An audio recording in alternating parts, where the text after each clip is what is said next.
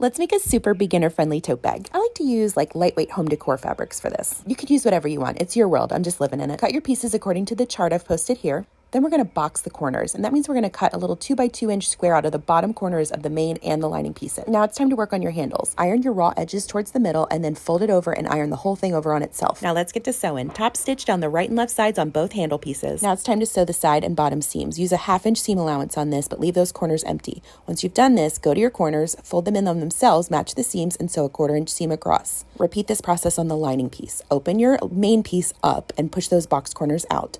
Now lay your handles where you want them. I put them in 3 inches from each edge, and you're just going to base them there just to hold them in place for a few minutes while you work on the bag. Put the main inside the lining, pretty sides touching, and clip around the top edge. Sew a 1/4 inch seam all the way around that edge, but leave a little 3 inch opening so you can turn the bag when you're done. Once you've sewn the whole way around except that little spot, open the bag up through that little hole. Just turn the whole thing right side out. This is what it'll look like. Push the lining into the main piece so that it actually looks like a bag now. Go to your ironing board and just press out that top seam so it's nice and crisp, and then top stitch the whole way around. This will close up that little hole, and voila, you made a bag. Except I'm a little bit fancy, so I had to go back and use these cute iron-on letters. You can get these in my Amazon store, and this really gave it a little extra something. Like and follow for more.